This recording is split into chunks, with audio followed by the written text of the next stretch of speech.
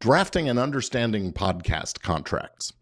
Have you ever wondered what would happen if your podcast co-host suddenly decided to up and leave, or if a guest claimed you had no right to use their interview, or perhaps an advertiser didn't pay for the slot that you had slaved over for them? Well, it's the sort of thing that keeps us podcasters up at night a little bit, isn't it? But fear not, because having the right contracts in place can be the answer. It can be as soothing as a lullaby for some of these nightmare scenarios. Now, in this episode, I'm going to be walking you through the essentials of drafting and understanding the contracts that keep your podcast secure.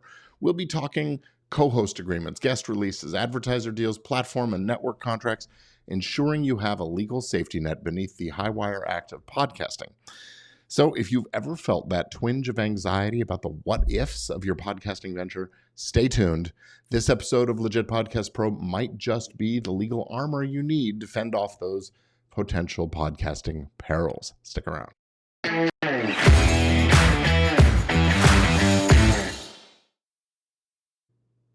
Welcome to another episode of the Legit Podcast Pro podcast. I'm your host, Gordon Firemark, the podcast lawyer. And today we're going to talk about something that forms the bedrock of any professional approach to podcasting, drafting and understanding contracts. Now, in the next few minutes, we're going to dissect the critical role that contracts can play in your podcasting venture. Whether you're just starting out or you've been at it for a while, clear agreements with your co-hosts and guests, advertisers and networks and platforms. And they're not just nice to haves. They are essential to protect your interests and keep your show on the path toward profit and success. So now let's dig into why contracts are really sort of non-negotiable on this journey. Now, without them, you are essentially walking a high wire without a net. Consider this. What happens if your co-host decides to walk away and takes half the audience or all the audience with them? Or if an advertiser claims you didn't meet your deliverables or contracts, or, that's what these are here to prevent, these kinds of disputes. And if they do arise, the contract provides a clear path to resolution. But the contracts aren't just about preventing worst-case scenarios. They're also about clarifying relationships, those relationships with co-hosts. You got to outline who does what, who owns what, and how profits and losses are going to be shared. It is crucial to have these tough conversations early and get them down in writing. And as it happens, I've got something that can really help you. So don't let the what-ifs of podcasting partnerships leave you in a bind. You can get a free podcast prenup planning guide right now and start asking the right questions so you can safeguard your show's future. Protect your dream team with a contract that covers all the bases. So head over to podcastprenup.com and secure your peace of mind today. But when it comes to guests, the waters can get murky if you don't have a contract with them. Who owns the content you create together? Can they reuse it for their own purposes? What about their image and their intellectual property that they bring to the party?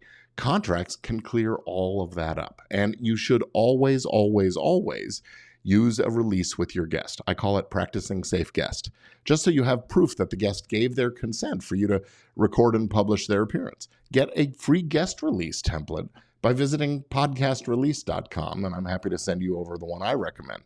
Put that into a web form or build it into your workflow so as you book guests, they're clicking a box or signing the thing, and you're good to go. Now, next up, advertisers. They are your revenue lifeblood, so nailing down those contracts is going to be key. You have to articulate exactly what the expectations are on both sides, what you're delivering and what they're paying. And you need to be clear about the results you're promising. And you need to cover the what if something goes wrong. What if you miss a week or you misread the copy or something else goes wrong? This is where you include a provision in your contract called a make good, where rather than having to give them money back, you give them an extra ad down the line, or sometimes a 2-for-1 or something like that. And that way they feel like they're being treated fairly and you don't go into your pocket over a little kind of negligible mistake or something like that. Now, network contracts. These days, it's not at all uncommon for podcasts to be on, or even exclusive, on one network or another. Now, these contracts really do need to cover everything from who's supposed to do what are the deliverables that are required from the podcaster, what's the network going to do, who owns it, the title of the show, the content, the RSS feed for the show. Is the network providing any production or post-production services? What services are they providing? Where and for how long does the network have the rights to distribute your content? And how and when you're going to be paid. These are all issues. And what happens at the end of the term? What if the network decides to cancel the show or you decide to leave?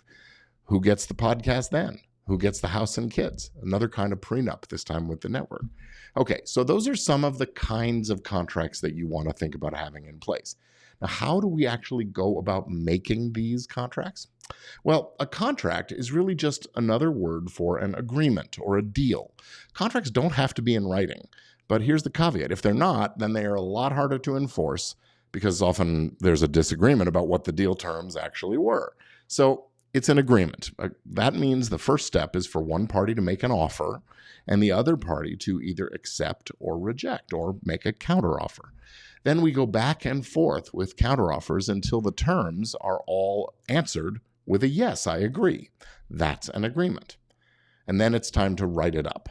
Now, a formal memorandum of agreement loaded up with whereases and wheretofores and those kinds of things, that's probably not really necessary. That kind of legalese is confusing, and it's just not modern practice. It is better in almost every situation to go with plain language.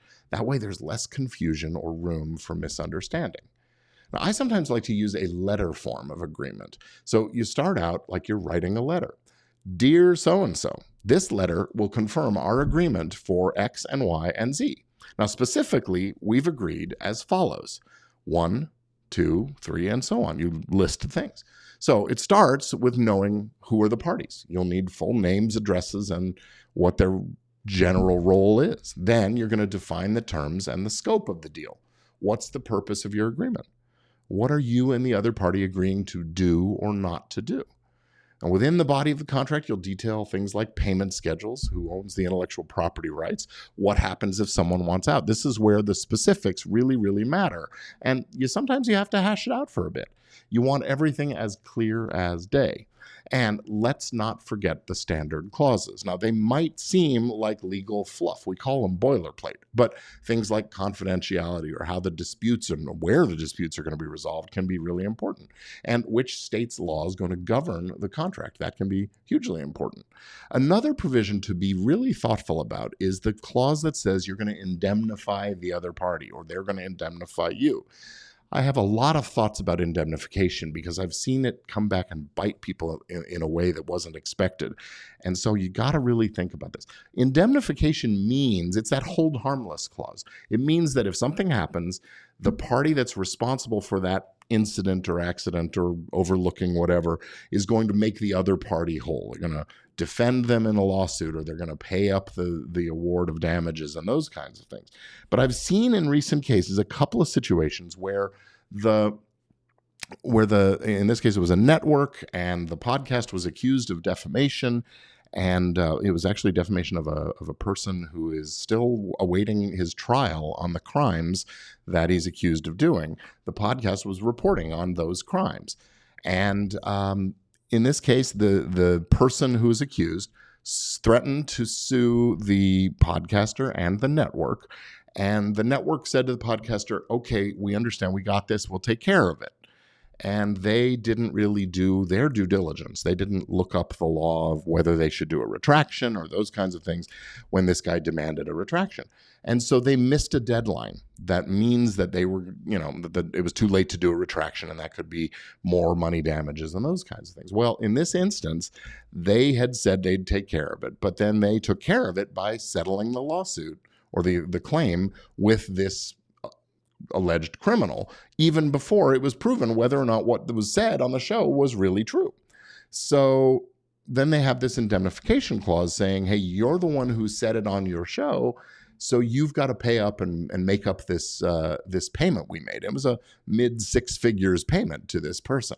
So now we've got the podcaster who promised to indemnify, who didn't have a say in how the claim was handled, and in fact how the claim was botched, really. And now they're responsible for this, six-figure settlement number that they didn't really have any control over. So you've got to be thoughtful about whether or not you want that kind of a clause and what kind of limitations can be put in there. So that's the kind of thing where having a lawyer look at your document might make really good sense. Another thing that comes up in indemnification situations, and I should probably do a whole episode on this, but indemnification also is really only as strong or as powerful as the financial security of the person who's giving the promise of indemnity. Because after all, if you come looking to someone to make you whole after you've paid a settlement or had a lawsuit or something, and they don't have two nickels to rub together, well, you're still out of luck. So it's often a sort of a Pyrrhic victory. You got the indemnification, but it's of no value to you. So something to think about when making these deals, and maybe we should leave them out sometimes. All right, so back to that negotiation that back and forth over the agreements and the offer and acceptance and counter offers and so on. It can feel a bit daunting, but it really doesn't have to be a battle. It's a conversation. It's about reaching an agreement that benefits everyone. So you want to talk about all of the things that we're concerned about, like the things I've just been talking about. Remember, a little flexibility and compromise goes a long way in forging lasting professional relationships and trust, and honestly, just good faith. So have those conversations, be respectful and thoughtful, and I'll do another episode about the steps in negotiation and some tips and strategies for that. But finally, executing the contract properly is very, very important. If it needs to be signed, you've got to figure out how you're going to sign it. Now, electronic signatures nowadays are very valid. Most states and jurisdictions internationally recognize e-signatures, and I think it's a great way to go. But, it doesn't hurt to be in the same room with people and sign a piece of paper with blue ink and wet, ink on the paper, and exchange signed copies so you can store them. And that's the next thing, storing that agreement. You need to keep these kinds of contracts in a safe place where you can put your hands on them if there's ever a question, a possible breach, or anything like that. Because after all, a contract isn't really going to be worth much if you can't find it or if it wasn't properly signed in the first place. Now listen, you don't have to reinvent the wheel when you're making contracts. In fact, you can access a large library of podcast contract templates over at Easy Legal Forms and Templates for Podcasters. Just go over to podcastlawforms.com, find what you need, or grab the entire bundle now. We offer that at one easy, affordable price. It's a huge savings. So you'll never wonder what your contracts should say ever again. Podcastlawforms.com is your ticket to easy, legal, affordable podcasting contract templates. So that's going to be it for our foray into podcasting contracts. Remember, while I've outlined the basics, it really is a good idea sometimes to have a lawyer review your contracts. If there's anything you're not sure about, if there's anything you're not clear about, it makes sense to talk to somebody who does understand these kinds of things. This is all about protecting your podcast, your business, your personal assets, and ultimately your dreams. So thank you for tuning in to this episode of the Legit Podcast Pro podcast. I'm Gordon Firemark, the podcast lawyer, reminding you to keep it legal, keep it out there. Don't forget to hit like, subscribe, and share this episode with fellow podcasters. And until next time, keep your mic hot and your attitude cool.